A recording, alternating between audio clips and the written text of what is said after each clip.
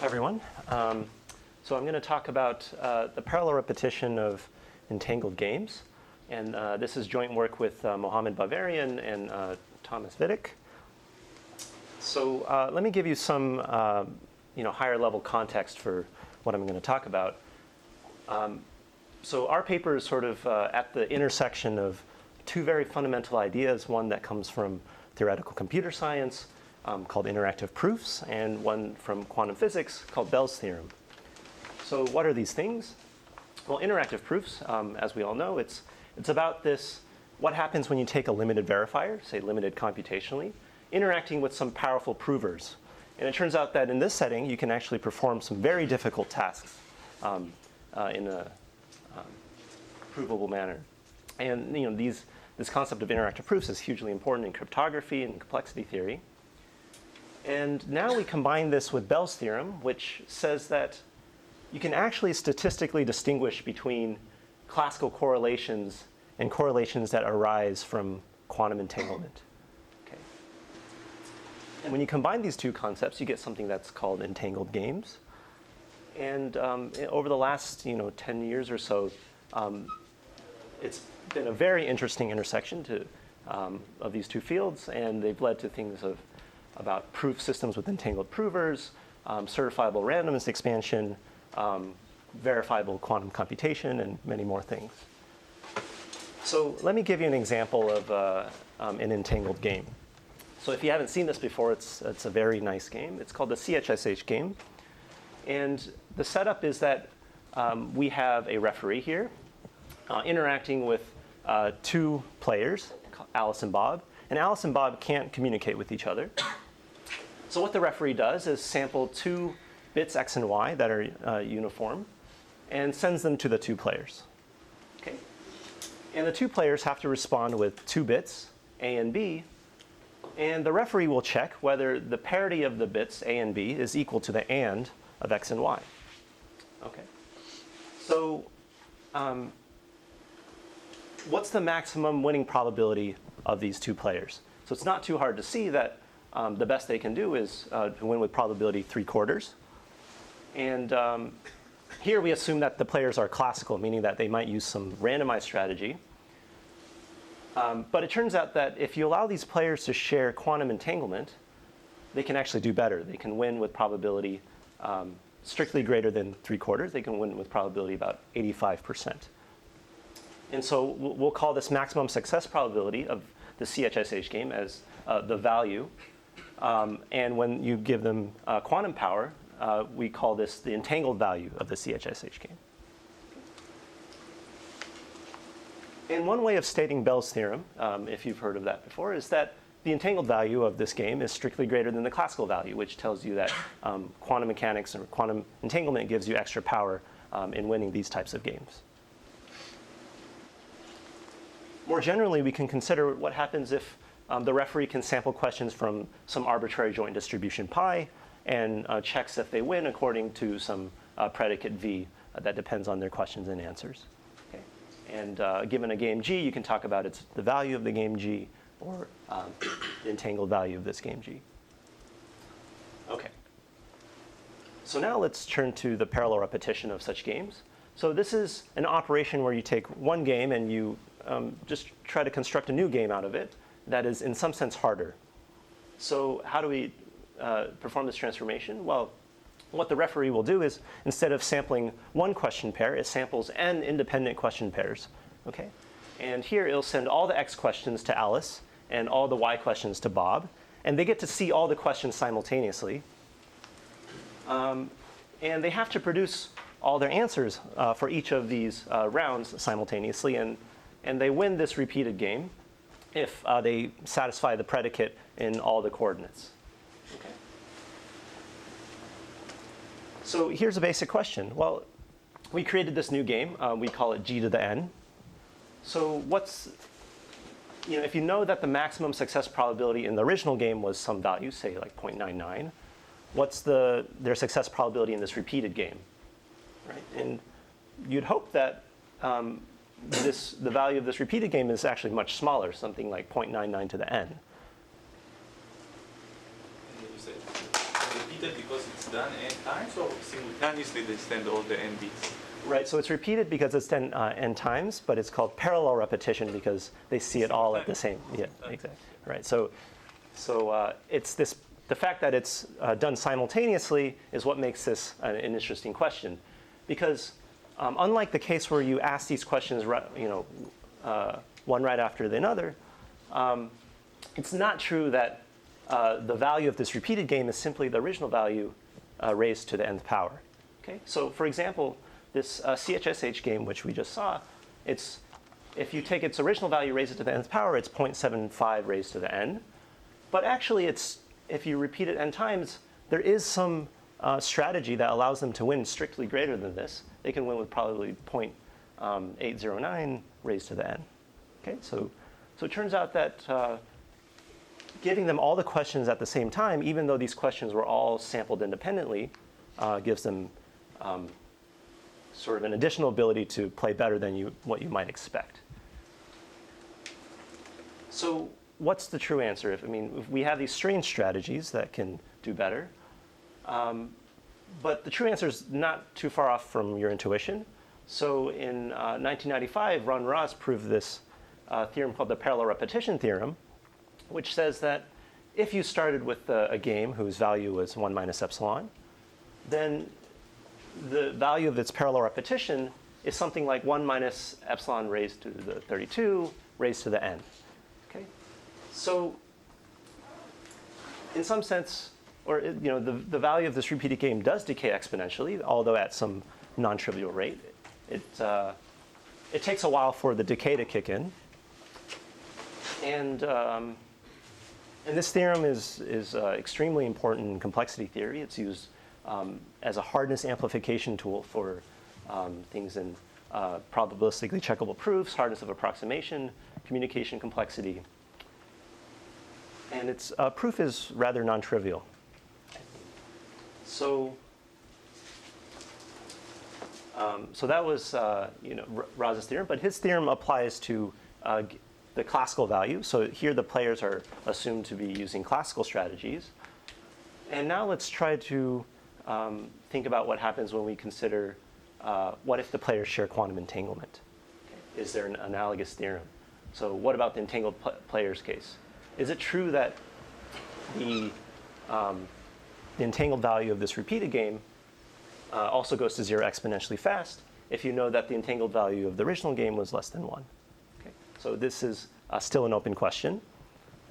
But you also might ask, maybe there are simpler proofs of parallel repetition. Maybe there are simpler methods for hardness amplification. Or what about, what if you have more than 2 players? Right? So these are all questions that people have thought about for a while. And our work addresses these questions in certain aspects.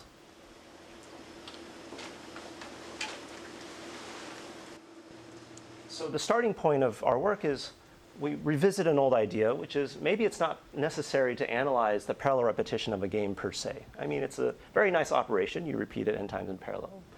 But suppose we had a different kind of transformation where you take your favorite game G and you transform it to a game G prime with the following properties.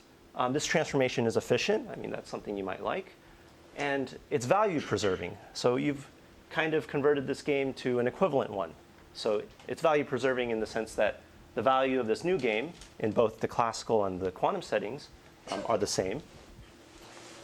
And you might hope that now with this new game G prime, analyzing the parallel repetition is much easier. And this old idea dates back to... It's obvious if the value of the game is the same, then the value of the repeated game is going to be the same? That's not true. But what you would hope is that, so the reason you'd like such a transformation is that oftentimes you'd like to distinguish between whether a game had value 1 or value less than 1. But if that gap was quite small, you'd hope to amplify that gap. So what you would like to do is you first repeat it n times. And if it was value 1, the repetition of this game still has value 1.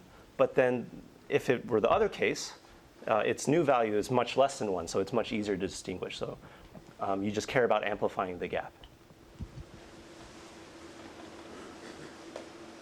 So this idea of first changing the game before repeating it is something that dates back to an old work of Feige and Killy in 1994.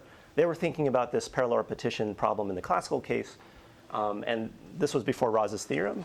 And what they were able to do is they say, hey, we can't analyze parallel repetition, so we'll do this tweak first. And it turns out that you can actually show something. And this old idea has found new life in recent years. It's been really useful for analyzing the parallel repetition of entangled games, but also the parallel repetition of classical games. So this is something that Donna Moshkevitz introduced a couple years ago. It's a transformation called fortification. And she considered it in the context of classical hardness of approximation. And it was a very nice transformation. It transforms these things called two-player projection games to fortified games. And it's a value-preserving transformation. And sort of the really nice thing about this fortification transformation was that its proof, analyzing parallel repetition of these fortified games is extremely simple. It's something that only took 3 pages. And what we decided to do was, well, maybe since it was much simpler than sort of the Raz proof, maybe we can also get a simpler proof of quantum parallel repetition. So what's a fortified game? Okay, so a game is epsilon delta fortified if for any subgame, I'll say what that is in a minute, of this game, of size at least delta, the value of this subgame is approximately equal to the value of the big game. So in pictures, we can think of a game as some bipartite graph, right? Where we lay all the questions for Alice on one side, X, and all the questions for Bob on the right side. And to play the game, what the referee does is sample an edge from this graph and just asks sends the label of the endpoints to each of the players. And on each edge, there's some constraint that is checked. Okay. So a subgame is just, it's a subset of these nodes. And you just, what the referee does is just sample an edge from a subset, the induced subgraph. Okay. And you can, the value of a subgame is the maximum winning probability in this subset. And this game is fortified if for all subsets of relatively large size, the value approximates the value of the larger game. Okay. So this is what it means to be fortified. So why is this a nice property to have? Well, it turns out that if you have 2 fortified games, G1 and G2, if you consider playing the tensor product of these 2 games, I mean, that just means that you sample a question pair from one game and a question pair from the second game, and you ask them simultaneously. The value of this tensor game is essentially equal to the value of the original 2 games multiplied together, plus some little error term. And this sigma sub G2 is the size of the answer alphabet of the second game. So if you have this tensoring property, then it's very easy to see that if delta is small enough, if you consider the value of G tensor to the n, then you approximately have this exponential decay that you would hope for. So this is a really nice property to have, and what we show is, if now you considered the entangled value instead of the classical value, then if you had such a tensoring property, then you also have parallel repetition for the entangled case. So we extend this framework to the quantum setting, but we need a different notion of fortification. So this classical notion is a little too combinatorial because you're talking about subsets of this bipartite graph, but that's not really the right notion that you need to analyze the quantum case. So, Sorry, do you need delta? How small do you need delta to be? Just going back. oh, you need it just to be smaller than this alphabet size raised to the n. So this delta actually depends on the number of times you want to repeat the. It needs to be exponentially small than n. Right. Yeah. But sort of in many cases of interest, this alphabet size is just a constant. So.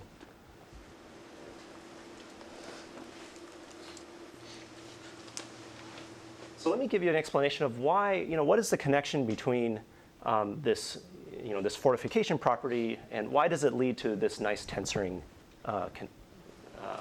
property that we want?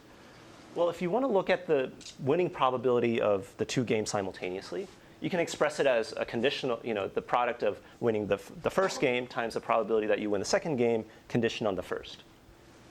Well, we know that the probability of winning the first game, by definition, is at most the value of G1. But then what is this? How can you bound this second probability? Well, you can think of it as the value of winning the second game conditioned on winning the first, and this naturally leads to zooming in onto some subgame of the second game. But by the fortification property, we have a bound on this. This is approximately just the value of G2, which is what you wanted. But in the quantum setting, conditioning is a very tricky notion in quantum information theory. It's very, it's not easy to define. So what we end up doing is we kind of give a different definition of fortification that's more amenable to the quantum setting, and it's much more analytic. So I'm not going to define it here because it's kind of technical, but that's. But you just kind of think of it as kind of the original notion. All right. So now, given that we have this fortification property, how do we actually obtain it from a game? So, if you were tasked to design a fortification for some property that you own, how would you go about it? Well, one thing you'd like to do is you'd like to, remove the weakest links in your defenses, right? And you try to introduce some redundancies. And that's kind of the idea behind this fortification transformation. So to transform this game, what do? You start with your original game. And what we do is we concatenate this bipartite graph with two bipartite expanders. So one expander connects,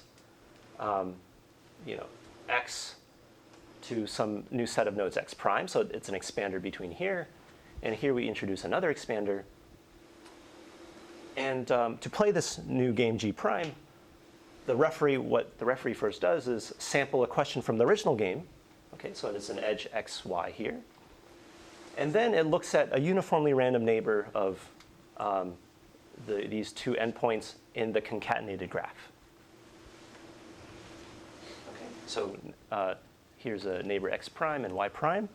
And the questions that the referee will send to the players is the list of all the neighbors of x prime.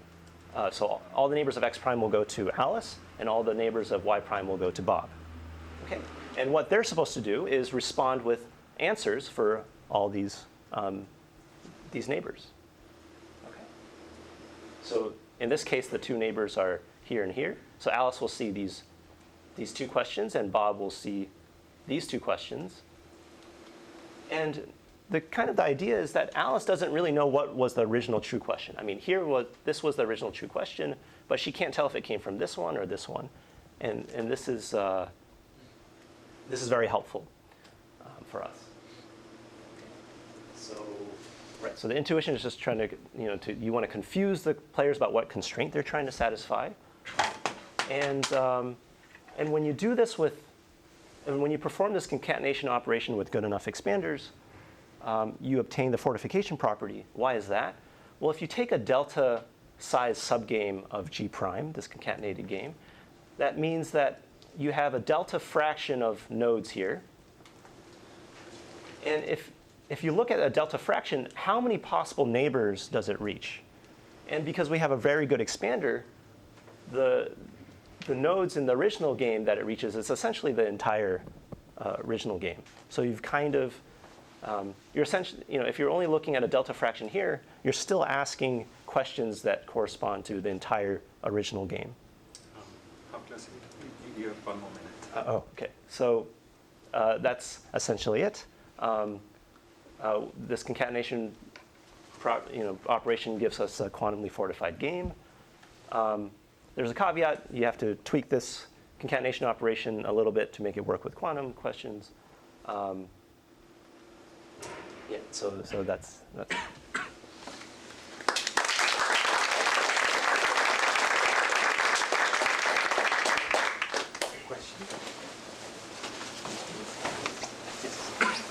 You said it works for quantum strategy. How about non-signaling? Does it have anything to do with that? Did you analyze that?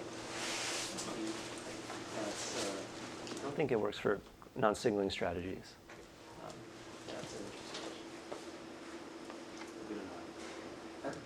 Since delta was exponentially small, doesn't that make the degree of the expander exponentially close to?